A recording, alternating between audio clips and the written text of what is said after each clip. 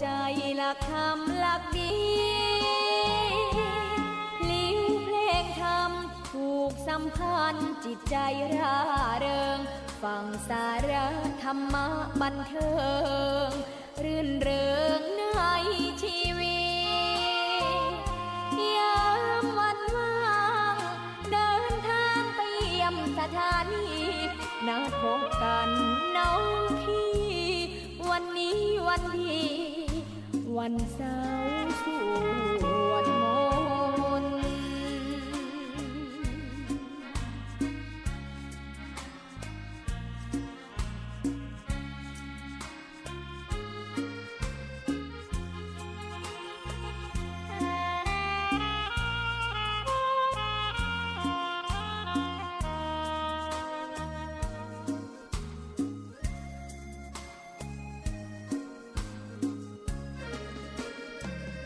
เสียงคลื่นธรรมบอกหลักธรรมให้คลายความเหงาฟังเสียงธรรมะเบาเบาบอกเล่าถึงคนบ้านไกลสื่อธรรมะบอกลดละวางด้วยใจสื่อไปถึงสวงในเข้าใจหลักธรรมหลักดีธรรมถูกสัมพันธ์จิตใจร่าเริงฟังสาระธรรมะบันเทิงรื่นเริงในชีวิตยามวันว่างเดินทางไปเยี่ยมสถานีนัดพบกันน้องพี่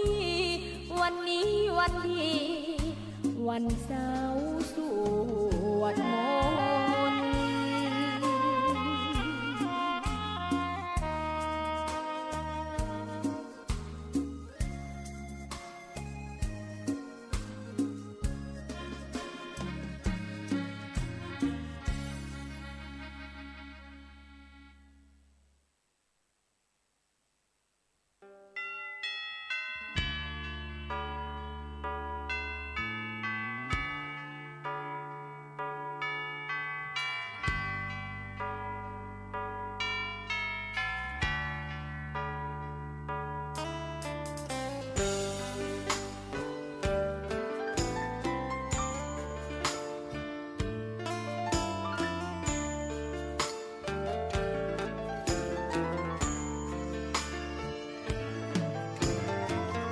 เชิญชวนทุกท่านเข้าวัดเข้าวาฟังธรรมะจากหลวงตาเสริมชีวาให้สุขสดใสยึดมั่นหลักธรรมคำสอนไว้ให้ขึ้นใจความดีรีบทำกันไว้หญิงชายอย่าได้นายนี้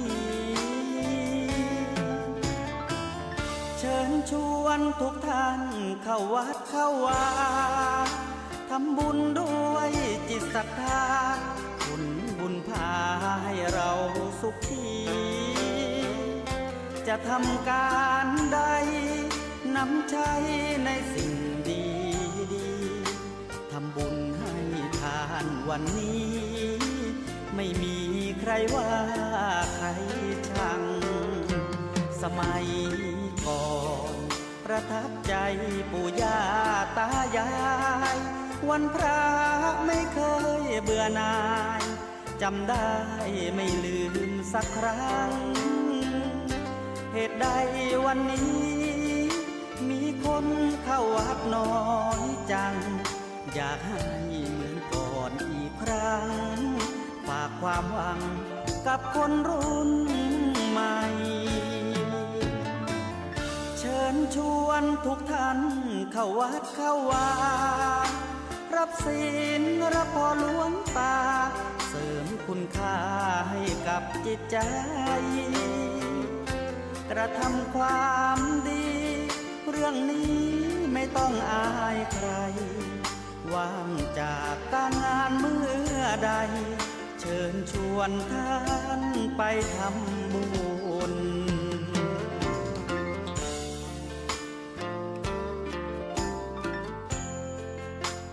เ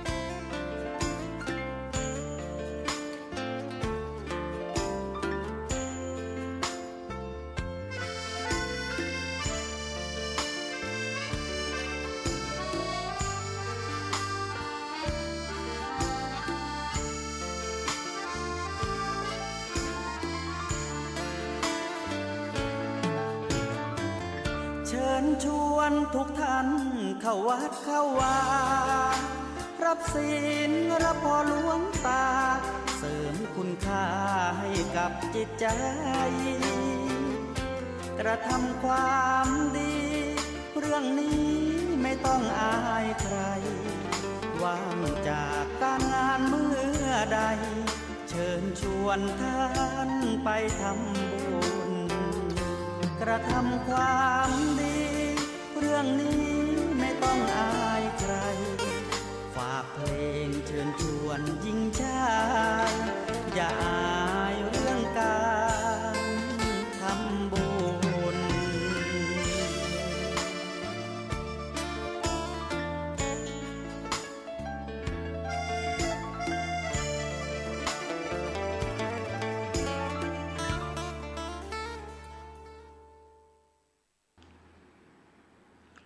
เจริญสุขสาธุชนญาติโยมท่านผู้ฟังทั้งหลายทุกท่านทุกคนในวันนี้รายการธรรมะก่อนนอนณทางสถานีวิทยุศูนย์การเผยแผ่ธรรมวัดฝายหินอำเภอเมืองจังหวัดเชียงใหม่ในคลื่น 104.50 อาตมาภาพตัวเจ้าวัดหนองตองก็มาพบกับญาติกับโยมเป็นประจำทุกวันอังคาร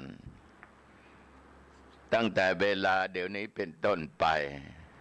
1 ชั่วโมงโดยประมาณนะโยมนะแต่ไม่ค่อยถึงหรอกสาเหตุที่ไม่ถึงนั้นเนื่องจากว่ามันดึกอยากให้ญาติโยมพักผ่อน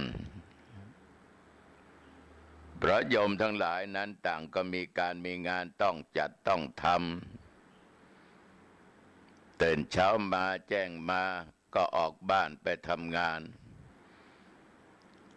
ในสถานที่หน่วยงานราชการบ้างเอกชนบ้างโรงงานบ้างหรือทำงานส่วนตัวบ้างโอ้ญาติโยมนั้นทำงานหนักสุขภาพร่างกายก็ย่อมจะเมื่อยล้าอ่อนเพลียอยากจะพักผ่อนทีนี้ธรรมะก็อยากจะฟัง อยากจะนอนก็อยากจะนอนแต่ก็อยากฟังธรรมะจากตุเจ้าวัดหนองตองบางท่านบางคนนี่ญาติโยมฟังไปฟังไปหลับสะดุ้งตื่นขึ้นมาอ้าววิทยุไม่ได้ปิดนะ เสียงเพลงออกในตอนดึกบางคนก็หลับจนรุ่งแจ้งวิทยุก็ยังเปิดอยู่เพราะหลับฟังธรรมะจากตุเจ้าก็ดีนะโยมนะ ฟังไปฟังไปจิตใจมันจดจ่อในเรื่องของที่เป็นมงคลในเรื่องที่เป็นธรรมะสตินั้นจดจ่อที่ธรรมะหลับสบายเวลาตายนี่นะมานะขอโทษนะคิดว่าคงไปสู่สุคตินะเพราะใจไม่ต้องกระวนกระวายไม่ต้องคิดถึงการถึงงานอะไรนะที่ผ่านมาไม่ต้องคิดถึงคนน้นคนนี้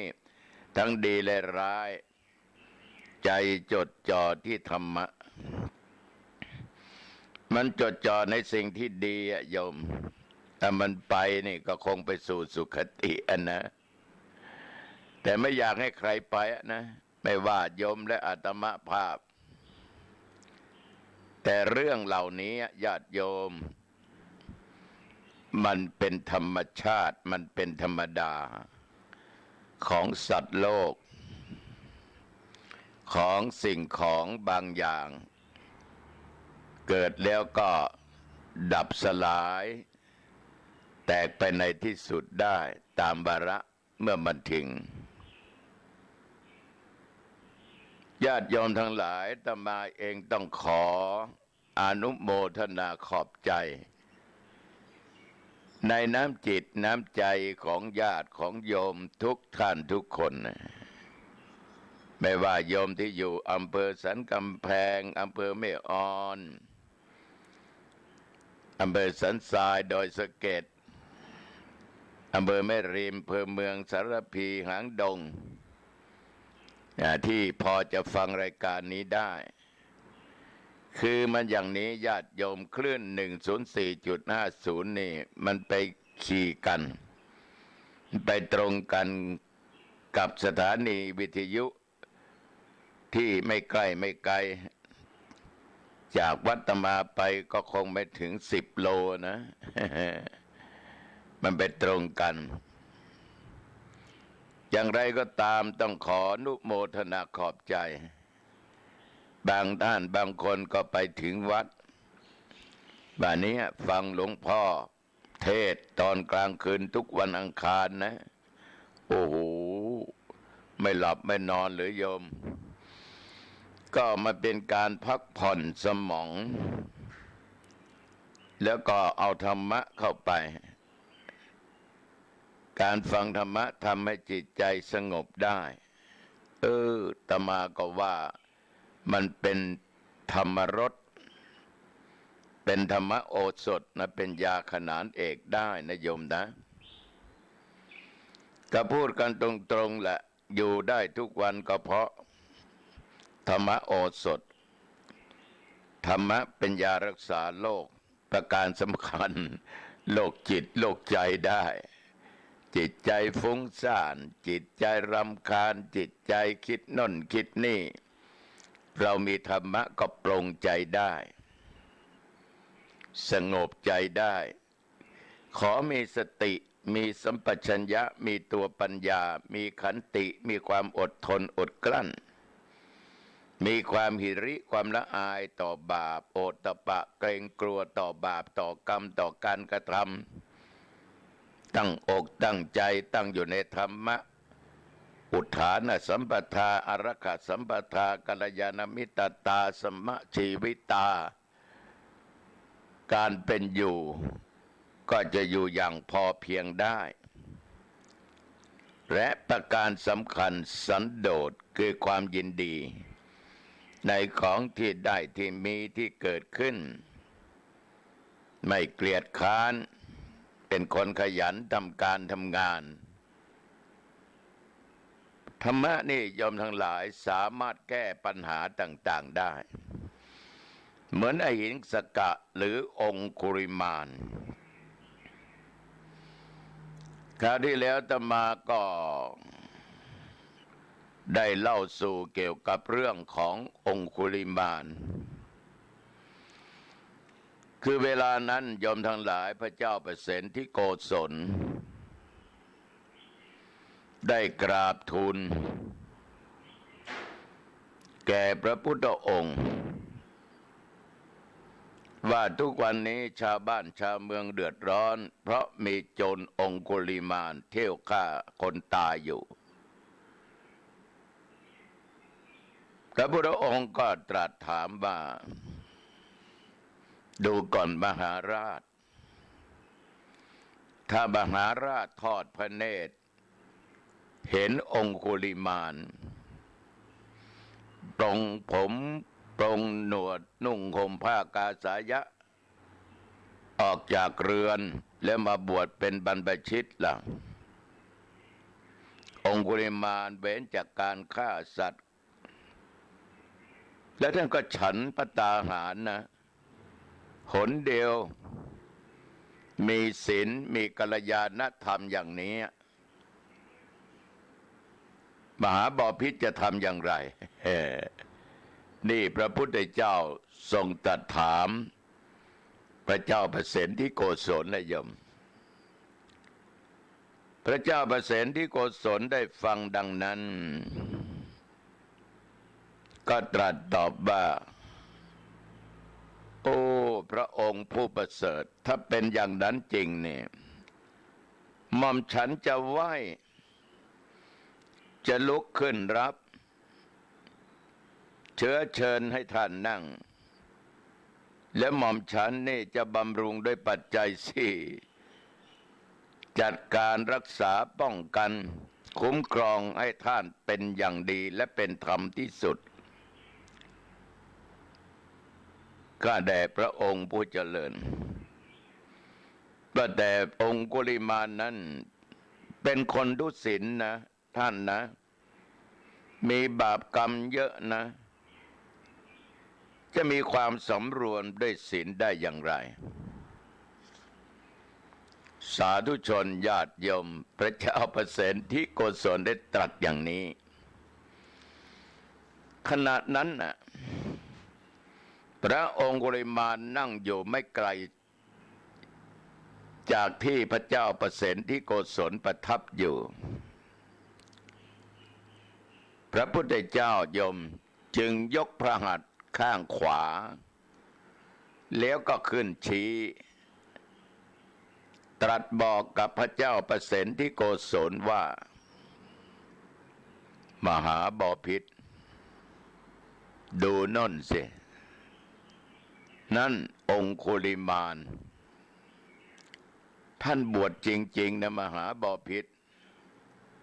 โอ้โหญาติโยมองคุลิมานบวชแล้วพระเจ้าประเสนที่โกศล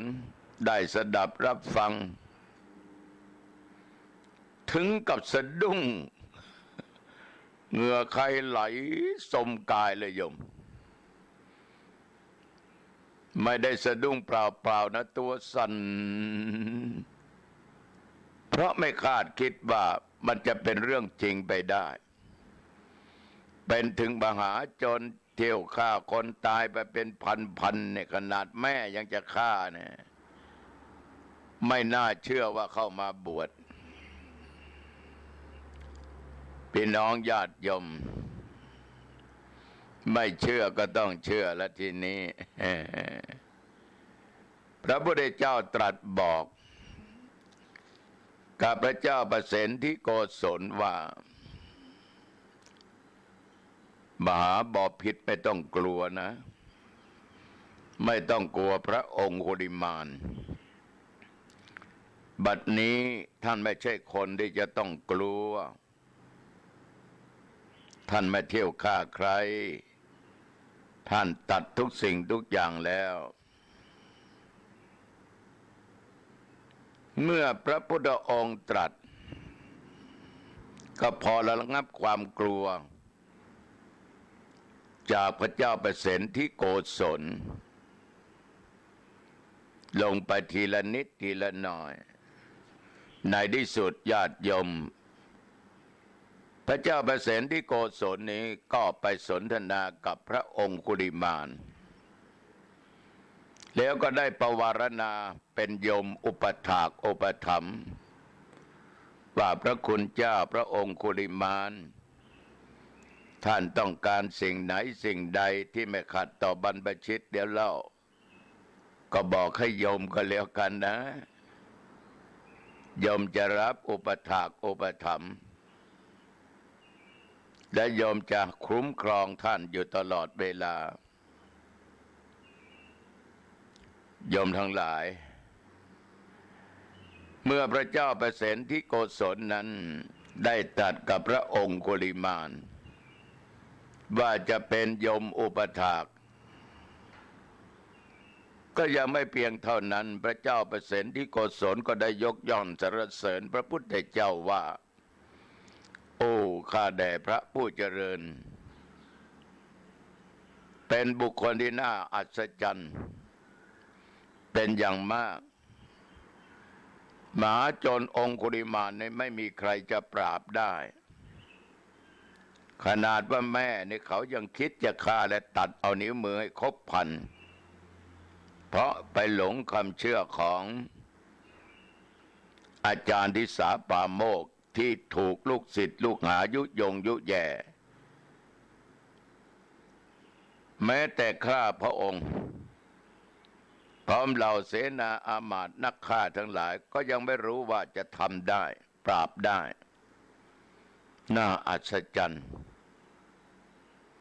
ที่พระองค์ทรงปราบคนที่ปราบได้ยาก โดยไม่ต้องใช้อาวุธไม่ใช้ปืนไม่ใช้อะไรทุกสิ่งทุกอย่าง พอได้เวลาสมควรได้สนทนากับพระพุทธเจ้าได้สนทนากับพระองคุลิมานพระเจ้าประเสนที่โกศลนี่ยอมทั้งหลายก็ทูลลาพระองค์เสด็จกลับพระนคร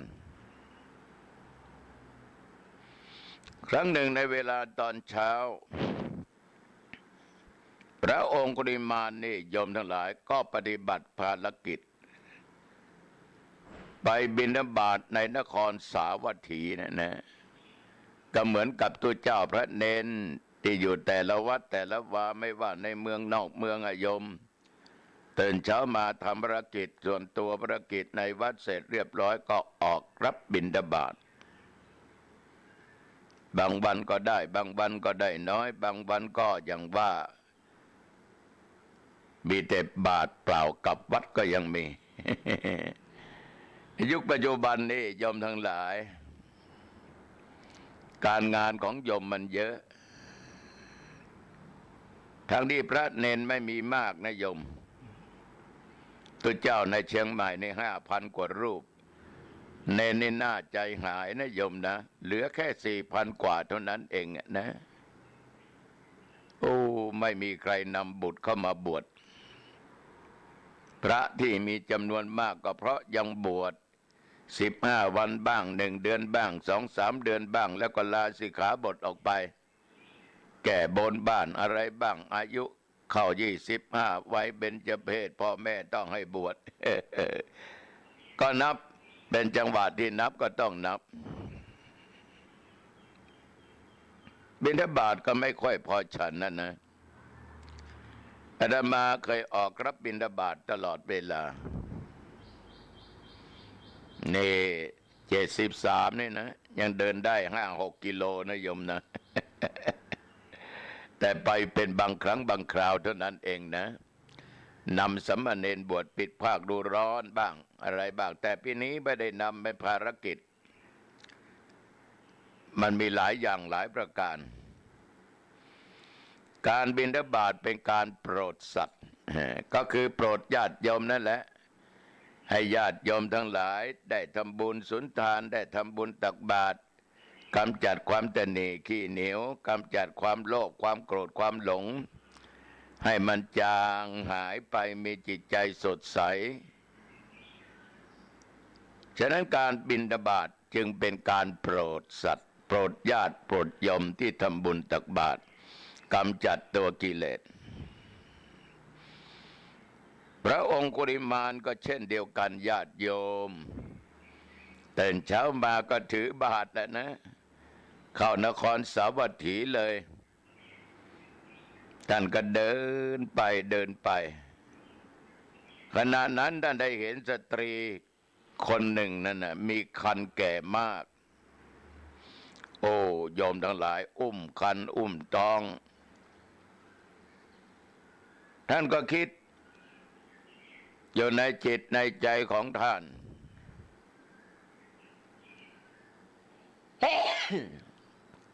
เห็นแล้วก็จามเลยไอเลย ท่านองคุลิมานคิดว่าสัตว์ทั้งหลายเศร้าหมองหนอสัตว์ทั้งหลายเศร้าหมองหนอมีทุกข์จริงๆเหมือนสตรีคนนี้ต้องอุ้มท้องแก่ๆแม้แต่เราก็ต้องมีทุกข์ท่านคิดอย่างนี้อยู่ในจิตในใจของท่านแล้วท่านได้บิณฑบาตท่านก็กลับมาที่เชตวัน คือท่านนั้นโยมทั้งหลายกลับมาที่พักแล้วก็ฉันอาหารเป็นที่เรียบร้อยก็เข้าไปเฝ้าได้กราบทูลเรื่องที่เห็นสตรีมีครรภ์ให้แก่พระพุทธองค์ได้ทรงทราบตามเรื่องที่เล่ามาเมื่อกี้นี้พระพุทธเจ้าก็ตรัสว่าดูก่อนท่านองคุลิมาน ถ้าอย่างนั้นนะ เธอจงเข้าไปหาสตรีนั้น แล้วกล่าวกับนางว่าอย่างนี้ ดูก่อนน้องหญิง ตั้งแต่อาตมภาพ เกิดมาไม่เคยจงใจปรงชีวิตสัตว์เลย ด้วยสัจจะวาจานี้ ขอความสวัสดีจงมีแก่ท่าน ขอความสวัสดีจงมีแก่ทารกในครรภ์ของท่านเถิด พระพุทธเจ้าบอกให้พระองคุลิมานว่าอย่างนี้ โอ้ญาติโยมท่านองคุลิมานทูลค้านขึ้นทันทีว่าข้าแด่พระองค์ผู้เจริญ ถ้าหากว่ากล่าวอย่างนั้นก็จะเป็นอันว่าข้าพระองค์กล่าวเท็จ ทั้งที่รู้อยู่เป็นแน่ว่าข้าพระองค์นี้จงใจปรงชีวิตสัตว์จำนวนมากเป็นพันพระพุทธเจ้าได้ฟังองคุลิมานพูดมาอย่างนี้ก็ตรัสตอบว่าดูก่อนองคุลิมานถ้าอย่างนั้นนะ เธอจงเข้าไปหาสตรีคนนั้น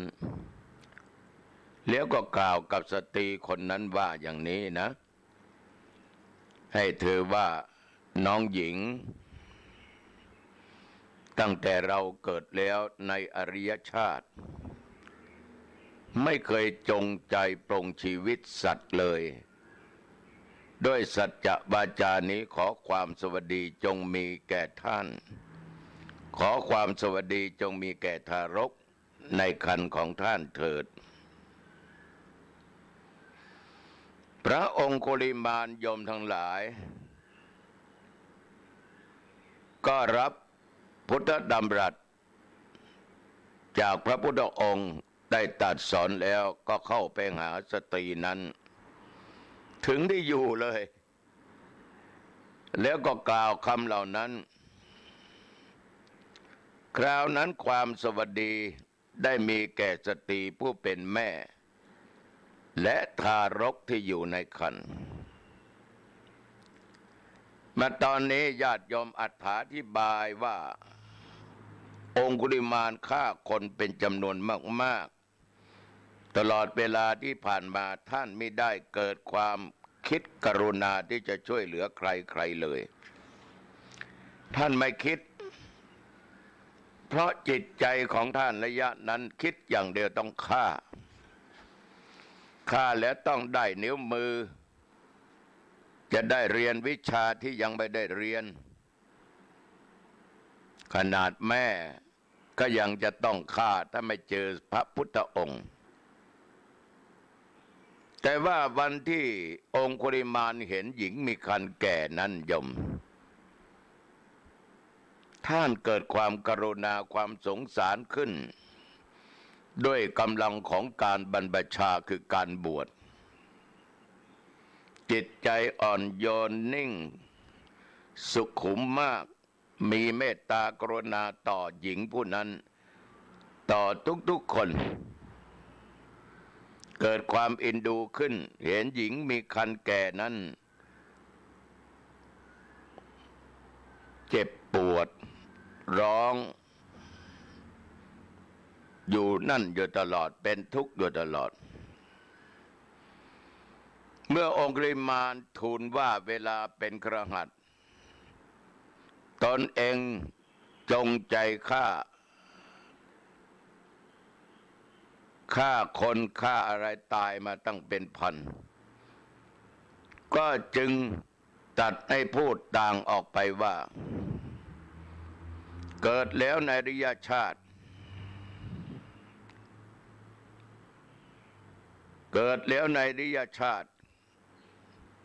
การตัดอย่างนี้เป็นครั้งแรกเพื่อท่านคิดและแย้งเพื่อกระตุ้นความกรุณาของท่าน มีกำลังยิ่ง เมื่อตัดได้กล่าวด้วยความเป็นริยชาติก็ทำให้ท่านมั่นใจปรารถนา แรงกล้าที่จะช่วยหญิงคนนั้น สาธุชนตอนที่ท่านไปหาผู้หญิงคนนั้นพวกญาติทั้งหลายนั้นก็ยังเกรงกลัวอยู่ก็มีบ้างนะ แต่ทำไงได้ลูกหลานกำลังท้องแก่นะพวกญาติก็ได้กั้นผ้าม่านแล้วก็ตั้งไว้ภายนอกม่านท่านองคุลิมานก็นั่งลงแล้วก็ทำสัตกิริยาว่ายะโตหังพระคิดนิสัพพัญญูพุทธะอริยายะชาติยาชาโตจำนะโยมนะยะโตอะหังพระคินีสัพพัญญูพุทธะอริยายะชาติยาชาโตเอาแต่ยังไม่จำไม่ทันจดเอาไหมยะโตอะหังพระคินีสัพพัญญูพุทธะอริยายะชาติยาชาโตจำได้แล้วนะโยมนะแปลว่าดูก่อนน้องหญิงจำเดิมแต่เราเกิดโดยริยชาติแห่งพระสัพพัญญูพุทธเจ้าพูดแค่นี้ต่อจากนั้นทารกก็คลอดออกมาดุจน้ำที่ไหลออกจากที่กรองน้ำไหลออกมาง่ายยมรุด พร้อมกับกล่าวคำสัตย์นั้นทีเดียวคือระหว่างที่พระองค์ได้มากล่าวว่ายะโตอังหังภคินีสัพพัญญูพุทธะอริยายะชาติยาชาโตไหลออกมารวดทั้งแม่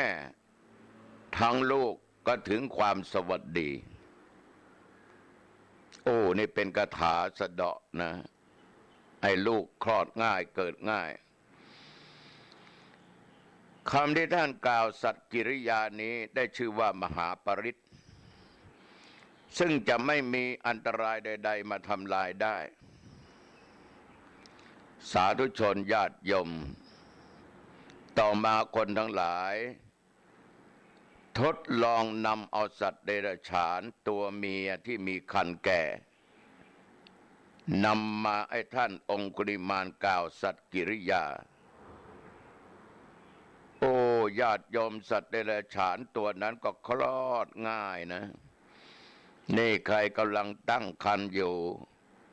โยมคนไหนจำยะโตอะหังภคินีสัพพัญญูพุทธะอริยายะชาติยาชาโต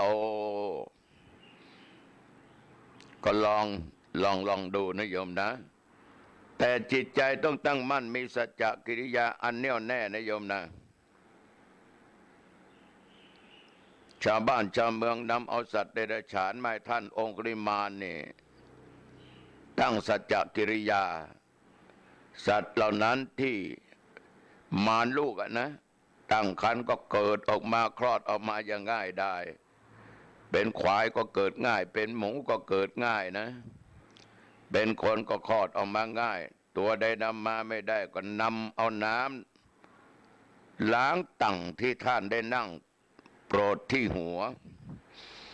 นี่ศักดิ์สิทธิ์อัศจรรย์ขนาดน้ำล้างตังนะโยมนะ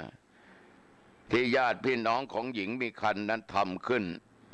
ให้ท่านองคุลิมานได้นั่งนั้นนะเสกเท่าไรก็ไม่ทันเอาน้ำล้างตังนี่แหละไปเพราะเขาไม่ได้มาโอ้โหเขาก็นำเอาน้ำที่ล้างตังนั้นไปให้สัตว์ไปให้อะไรได้กินได้อะไรคลอดออกได้เกิดออกมาง่ายได้ยม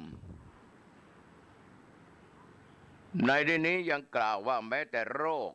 อย่างอื่นก็ไม่มีย้อนพระมหาปริตนี่มีปาฏิหาริย์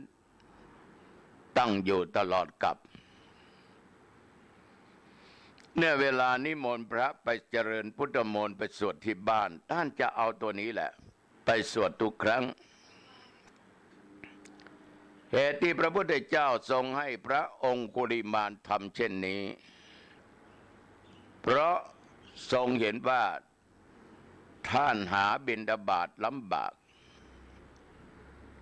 เพราะไรญาติโยมเพราะชาวบ้านนั้นรู้ว่านี่คือองคุลิมานต่างก็กลัวออกรับบิณฑบาตใหม่ๆนี่ถูกก้อนอิฐก้อนดินก้อนหินถูกไม้ปาขว้างเข้ามาถูกหัวของท่านตกใส่ฝาบาทจนฝาบาทเสียจนหัวแตกเลือดออกนะโยมนะแต่พระองคุลิมานไม่ท้อแท้ไม่ท้อถอยก็ยังออกรับบิณฑบาตอยู่ตลอดถ้าเป็นตัวเจ้าหนองจองคงไม่ไปอะนะ ตายแน่นะคนเกลียดชังมากกลัวมากเกลียดมากก็มันน่ากลัวน่าเกลียดนิยมเพราะพระองคุลิมานเมื่อเป็นอหิงสกะเป็นมหาโจรองคุลิมานฆ่าคนตายตั้งเป็นร้อยเป็นพันนิยมจนชาวบ้านชาวเมืองแตกตื่นกันโอลหม่านกลัวกันฉะนั้นพระพุทธเจ้านั้นจึงสอนบทนี้เพราะองคุลิมานบิณฑบาตเมื่อไรก็ไม่ได้ถึงได้ก็มีน้อยย่อมไม่อาจจะทำสมณธรรมได้ปฏิบัติธรรมได้เมื่อท่านองคุลิมานมีเมตตาจิตได้กระทำความสวัสดีให้แก่ผู้คนญาติของโยมผู้หญิงคนนั้นและสัตว์ทั้งหลายที่ต้องทนทุกข์ทรมานด้วยการเกิดลูกท่านก็ทำให้เกิดได้ง่ายเขาเห็นความสำคัญย่อมเข้าไปหาท่านบำรุงด้วยอาหารต่างๆสมกับสมณธรรมท่านก็สามารถปฏิบัติธรรมดำเนินไปได้ก็แสดงว่าเรื่องกินนี่ก็เป็นเรื่องใหญ่นะโยมบางคนนี่ตุเจ้าเดี๋ยวนี้ฉันเนื้อฉันปลาฉันน่นฉันนี่เป็นยักษ์เป็นมารไม่มีโอกาสสำเร็จเป็นพระอรหันต์ได้สู้องค์นั้นไม่ได้สู้คนนี้ไม่ได้ท่านอดอาหารร่างกายสู้ผอมองค์นี้อ้วนพีไม่มีทางสงสัยจะฉันวันละ4-5 มื้อญาติโยมอย่าคิดอย่างนั้นนะท่านอ้วนด้วยปีติความอิ่มใจคนเราถ้ามีการปฏิบัติดีปฏิบัติชอบปฏิบัติต้องถูกมันมีความสุขมันมีปิติอิ่มเอิบไม่ใช่อิ่มอาหารนะมันอิ่มด้วยรสแห่งพระธรรมที่ได้นำมาประพฤติปฏิบัติโยมที่ปฏิบัติธรรมนั้นน่ะคงจะรู้ดีบางคนปฏิบัติธรรมข้าวนะฉันมื้อเดียวบางคนก็2 มื้อชาวบ้านชาวเมืองทั้งหลายไม่จริงอ้วนพีดีงามอย่างเนี้ยผิวพรรณวรรณะเปล่งปลั่งไม่จะมาฉันมื้อ2 มื้อเป็นไปไม่ได้โยมทั้งหลายมันเป็นไปได้เพราะอาตมาได้บอกแล้วว่าธรรมโอสถมันเป็นยารักษาจิตคนที่ปฏิบัติธรรมจิตใจจะใสสะอาดปราศจากความโลภปราศจากความโกรธปราศจากความหลงเมื่อมันไม่มีสิ่งเศร้าหมองในด้านจิตใจใจใสสะอาดผิวกายก็ผ่องใสผิวพรรณวรรณะก็เปล่งปลั่งร่างกายไม่ได้สูดผอมหรอกโยมฉะนั้นญาติโยมสิ่งเหล่านี้จะมามองว่า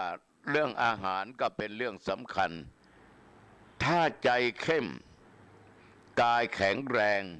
2 อย่างประสานกันเกิดขึ้นพร้อมกันการปฏิบัติธรรมไปได้ด้วยดี ถ้ากายไปไม่ไหวใจก็ไม่ไหวสิ่งเหล่านี้พระพุทธองค์ทรงปฏิบัติมาแล้วคือการบำเพ็ญทุกขกิริยาอดอาหารผ่อนอาหารผ่อนน้ำจนร่างกายสุดผอมเห็นแต่เอ็นเห็นแต่กระดูกเห็นแต่หนังติดกระดูกลุกก็ส่วนเซไปไม่รอดฉะนั้นท่านจึงบอกว่าทางที่ไม่ควรปฏิบัติคืออัตตกิลมัฏฐานุโยคคือการทรมานกายทรมานใจกามสุขขันลิกานุโยคคือการประกอบความเพียรใดก็ตามถ้ายังหมกมุ่นอยู่ในกามคุณไม่มีทางสำเร็จฉะนั้นพระพุทธองค์จึงกลับมาฉันอาหารหันการมาปฏิบัติทางด้านจิตใจจึงได้สำเร็จเป็นพระพุทธเจ้าพระองค์นั้นมองว่าพระองคุลิมานนี้ต้องมีสัจจกิริยาต้องทำให้ชาวบ้านเกิดความรักความเคารพความเลื่อมใสความเชื่อถือเวลาออกบิณฑบาตก็จะได้อาหารมาขบมาฉันแล้วก็สามารถตั้งตัวตั้งตนปฏิบัติธรรมให้สำเร็จเป็นพระอรหันต์ได้สัจจกิริยานี้ไม่ใช่เวชธรรมการกระทำตัวเองเหมือนกับหมอไม่ใช่เพราะไม่ได้ลงมือรักษาอย่างหมอทั้งหลายเพียงแต่มีสัจจกิริยาสวดบทยะโตอะหังญาติโยมทั้งหลายสตรีนั้นคลอดมาได้ถ้าญาติโยมเรียนตจะปัญจกะกรรมฐานคือมูลแห่งกรรมฐานเวลาบวชเน้นบวชพระอุปัชฌาย์จะสอนว่าต่อไปรับตจะปัญจกะกรรมฐานนะเกสาโลมานะขาทันตาตะโจแล้วก็บำเพ็ญไปตามนั้นเห็นว่าทุกอย่างล้วนแต่เป็นอนิจจังทุกขังอนัตตาผมไม่มีก็เป็นทุกข์มีก็เป็นทุกข์ขนไม่มีก็ทุกข์มีก็ทุกข์เล็บมีก็ทุกข์ไม่มีก็ทุกข์ฟันมีก็ทุกข์ไม่มีก็ทุกข์หนังอุ้มร่างกายไม่มีหนังอุ้มก็ทุกข์มันไม่มีก็เป็นทุกข์สาธุชนญาติโยมก็สอนให้รับตจะปัญจกะธรรมฐานบำเพ็ญสมณธรรมที่พักกลางวันและกลางคืนแต่จิตใจนั้นยังฟุ้งซ่านอยู่เพราะความทรงจำเก่าๆคือองคุลิมานเวลานั่งปฏิบัติธรรมใจนั้นยังคิดถึงการที่ไล่ฆ่าผู้คนมารบกวนในจิตในใจเป็นระยะกำลังนั่งปฏิบัติธรรมจิตโดดไปโน่นจิตโดดไปนี่ฆ่าคนโน้นฆ่าคนนี้ทำให้จิตใจเศร้าหมองแต่ว่าเมื่อท่านได้ช่วยเหลือคนอื่นด้วยสัจจกิริยามีเมตตาธรรมกรุณาธรรมเหมือนกับช่วยนางที่เป็นสตรีที่มีครรภ์และคลอดลูกออกมาก็ทำให้จิตใจของท่านดีขึ้นตามลำดับดีขึ้นตามลำดับญาติโยมด้วยเหตุนี้พระพุทธเจ้าจึงอ้างถึงอริยชาติการเกิดเป็นอริยะซึ่งยังไม่ได้เกิดกับท่านก่อนคือไม่ได้เกิดกับองคุลิมานเพื่อจะได้กล่อมเกลาจิตใจขององคุลิมานให้ดำเนินไปในวิปัสสนาแล้วเมื่อท่านองคุลิมานปฏิบัติก็จะได้บรรลุเป็นพระอรหันต์สาธุชนญาติโยมต่อมาพระองคุลิมาน มองเห็นว่าการอยู่กับหมู่มากนั้นมันมีแต่ความยุ่งยากใจไม่ตั้งมั่นก็ลึงหลีกออกจากหมู่แต่ผู้เดียวในยุคปัจจุบันเราเรียกว่าปลีกวิเวก ไม่ประมาทมีสติมีความเพียรด้วยความตั้งอกตั้งจิตตั้งใจปฏิบัติวิปัสสนากรรมฐานท่านทำอย่างนี้ไม่นานก็ได้สำเร็จเป็นพระอรหันต์รูปหนึ่งในทางพระพุทธศาสนานี่ยอมทั้งหลายขนาดมหาโจรองคุริมานฆ่าคนเนี่ยมาเป็นพันๆนะยังได้สำเร็จเป็นพระอรหันต์ได้เช้าวันหนึ่งพระองคุริมานเข้าบิณฑบาตในกรุงสาวัตถี สาธุชนญาติโยมทั้งหลายเมื่อยังไม่ได้เป็นพระอรหันต์ยังเป็นพระใหม่ๆก็ถูกชาวบ้านเอาท่อนไม้ก้องกวดก้อนดินอะไรขว้างเหมือนว่าเมื่อกี้นี้แต่ว่าในที่สุดท่านก็มีสัจจจริยาอันดีมีเมตตากรุณาช่วยเหลือท่านก็สามารถปลูกศรัทธาได้และในที่สุดท่านก็ปฏิบัติจนได้บรรลุจนได้สำเร็จเป็นพระอรหันต์ในพระพุทธศาสนาอีกองค์หนึ่งโยมทั้งหลายสิ่งอดีตถ้าโยมไม่ได้ฆ่าพ่อไม่ได้ฆ่าแม่ไม่ได้ฆ่าพระอรหันต์องค์อุนิมานเนี่ยเมื่อเป็นโจรถ้าฆ่ามารดานี่หมดเลยโยมถ้าไปฆ่ามารดาวันนั้นตัดนิ้วมือวันนั้นถ้าพุทธองค์ไม่ทรงรู้ทรงเห็นด้วยญาณของพระองค์ไม่ได้ไปขัดขวางไว้ก่อนนี้ก็ไม่แน่ไม่ได้เป็นพระอรหันต์นะโยมนะไม่ได้สำเร็จมรรคผลนิพพานนะเพราะการฆ่าพ่อฆ่าแม่ฆ่าเขาพระอรหันต์ทำร้ายพระพุทธเจ้าจนพระโลหิตห่อหรือช้ำยุยงยุแย่ยังสังฆะแตกแยกกันโอ้ยุคปัจจุบันนี่เยอะทำให้คณะสงฆ์แตกแยกกันมีเยอะมีแยะแบ่งพรรคแบ่งพวกตุเจ้าบางองค์ก็อวดตัวว่าตัวเองเก่งมีฤทธิ์อย่างน้นอย่างนี้บางองค์ก็อวดเก่งอวดรู้ก็เลยไม่อยากจะร่วมอยู่กับหมู่กับคณะเลยยุยงยุแย่แตกแยกกันภายในหมู่สงฆ์ก็มีญาติโยมก็เป็นพรรคเป็นพวกกันนั้นตุมึงนี่ตุกูยุยงยุแย่ให้พระสงฆ์องค์เจ้าแตกแยกวัดเหนือไม่ถูกกับวัดใต้วัดใต้ไม่ถูกกับวัดทิศตะวันออกตะวันตกไม่ถูกกันแตกแยกกันเป็นนิกายนั้นนิกายนี้โอ้โหนิกายนั้นเขาเคร่งครัดนิกายนี้ไม่เคร่งครัดโยมนักบวชนั้นน่ะถ้ายุคปัจจุบันเราก็มีศีล227เหมือนกันญาติโยมก็มี5ข้อเหมือนกันอุบาสกบาสิกาก็อุโบสถหรือ8ข้อเหมือนกันเรามีศาสนาคำสอนของพระพุทธเจ้าองค์เดียวกันเรามีครูองค์เดียวกันอย่าแยกถ้าอย่างนี้ไม่สำเร็จไม่ต้องไปโอ้อวดใดๆทั้งสิ้นนะตัวเจ้าหนองตองว่าแรงไปหน่อยนะ ต้องขออภัยเอาละญาติโยมเวลาดึกแล้วนะเวลาดึกแล้วเรื่องขององคุริมานยังไม่จบดีนะจะเล่าต่อในอังคารหน้าวันนี้ก็ขอให้ลูกหลานพ่อแม่พี่น้องทั้งหลายปิดประตูบ้านให้เรียบร้อยให้แข็งแรงโจรมันเยอะขึ้นเรือนขึ้นบ้านก็ปิดประตูบ้านปิดหน้าต่างให้เรียบร้อยลงกรให้ดีงาม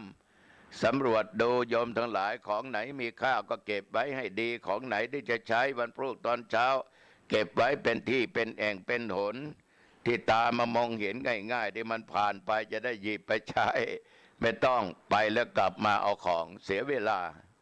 อาบน้ำอาบท่าแต่งเนื้อแต่งตัวทานข้าวเนี่ยถ้าไม่ได้ทานก็ทานเรียบร้อยเข้าในห้องพระไม่มีห้องพระก็ห้องนอนอรหังสัมมาสัมพุทโธภควาพุทธังภควันตังอภิวาเทมิกาพระพุทธกาพระธรรมกาพระสงฆ์ กราบคุณแม่คุณพ่อที่ให้ชีวิตให้กำเนิดเกิดเรามาจนเรามีวันนี้กราบถึงคุณของครูบาอาจารย์ที่สั่งสอนอาอีอีอูอูเอโอสละอาสละอาสละอิสละอีสละอือสละอือสละอูสละโอกอไก่ถึงฮอนกฮูกเรียนรู้ได้จิปะทะยนยมได้เป็นข้าราชการทำงานตำแหน่งนี้มีหน้าที่การงานมีเงินมีทอง หรือว่าทำงานที่ไหนก็ตามไม่ได้ทำงานก็ตาม เราก็มีความรู้ เพราะครูอาจารย์สอนเรามา อุปชฌาย์โยมทั้งหลายคือผู้บวชให้ไม่ว่าบวชเนนบวชพระอย่างอาตมาภาพต้องนึกถึงพระอุปชฌาย์ที่ท่านบวชให้ เป็นสามเณรก็เจ้าอธิการบุญผันเมธาวีวัดสว่างเพชรหนองประมันบวชเป็นตุเจ้าก็เจ้าอธิการสมเตชะวังโสมีพระกุศลพระอธิการแสงสุวรรณโพพระอธิการบุญชุ่มหรือพระครูชุ่มกตปุญโยเป็นกรรมวาจาจารย์อนุสาวนาจารย์ถ้ามาคิดถึงตลอดท่านเหล่านี้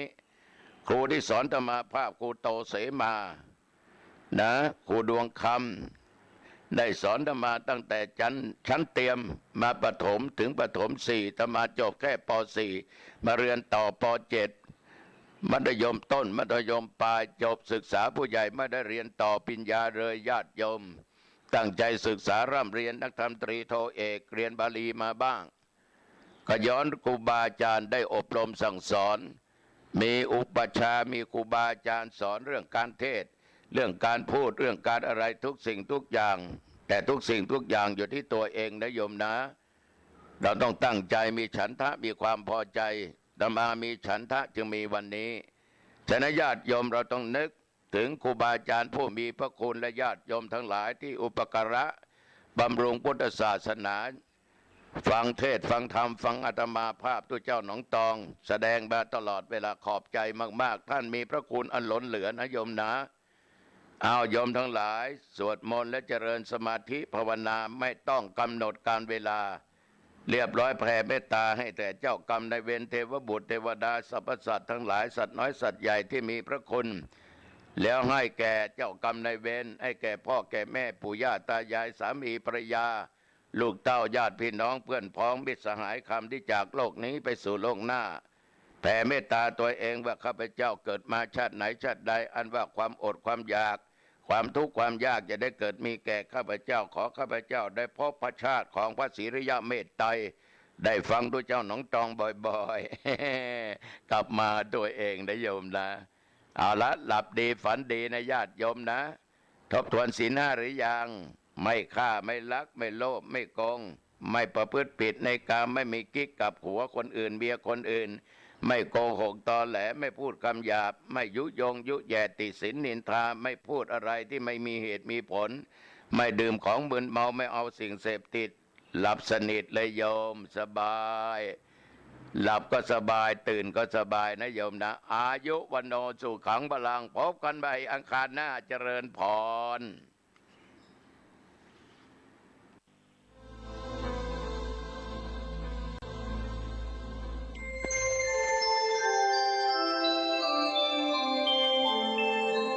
ขณะนี้ท่านกำลังฟังสถานีวิทยุกระจายเสียงพระพุทธศาสนา FM 104.5 เมกะเฮิรตซ์